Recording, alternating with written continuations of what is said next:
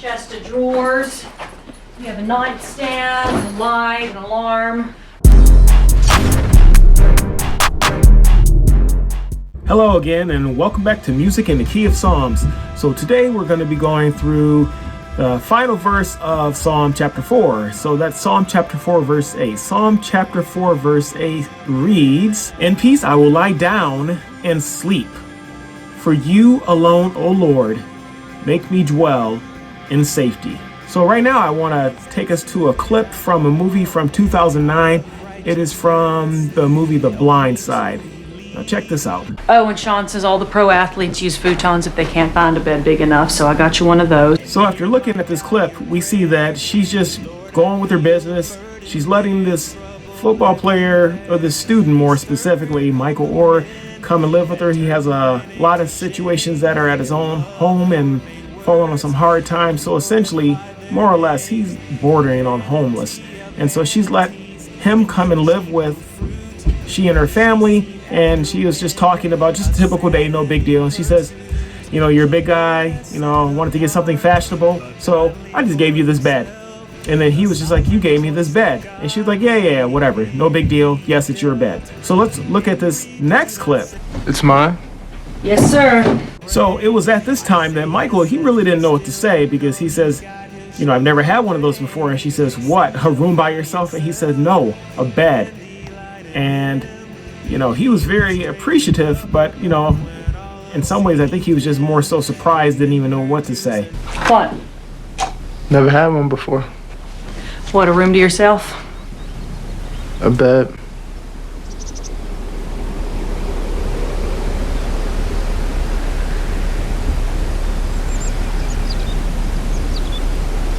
Well, you have one now.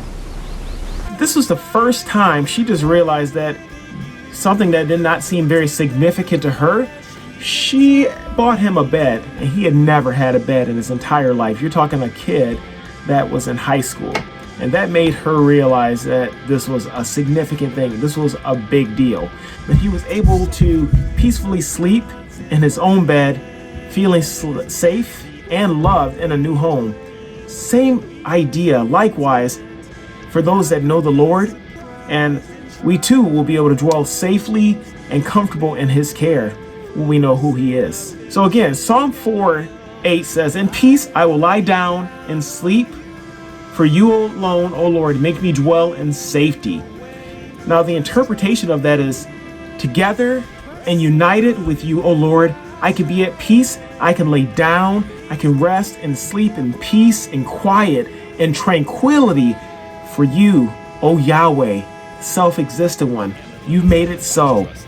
And for that, I can solely be with you, and you isolate me, you help me to remain and abide in safety and security. Now, there are some scripture verses that actually would go along with this.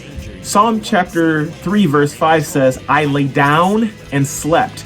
I woke again, for the Lord sustained me." Or we can look at Leviticus 25 verses 18 and 19. It says, "Therefore you shall do my statutes and keep my rules and perform them, and then you will dwell in the land securely. The land will yield its fruit, and you will eat your fill and dwell in it securely."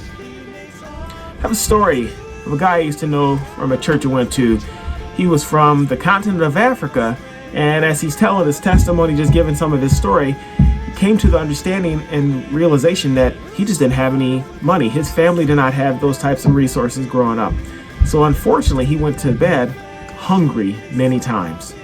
And so talking to him about it, he didn't consider it one of the worst things at all.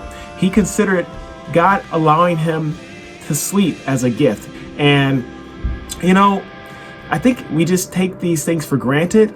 Just like she took for granted the fact that she just got him a bed, but just we take the things for granted sometimes that, you know, we have so plenteous amount of food and resources that come to us, and he didn't. But he also trusted in God, and he trusted in God regardless of any of the circumstances that he was going through, because he also knew that God was in control, and for that he had confidence in him. He knew that he is the one who is the controller of all things. You know, God is not in control of just a few things or things that are just specific things. He controls it all. Colossians 1:16 says, "For by him all things were created, in heaven and on earth, visible and invisible, whether thrones or dominions or rulers or authorities, all things were created through him and for him." So he is the sovereign one who is in all things and above all things. And because of this, we can have comfort, peace, rest, because you, O Lord, help us to dwell in safety. If this has helped you, like, subscribe, comment, share. I'd love to hear from you. Until next time, bye.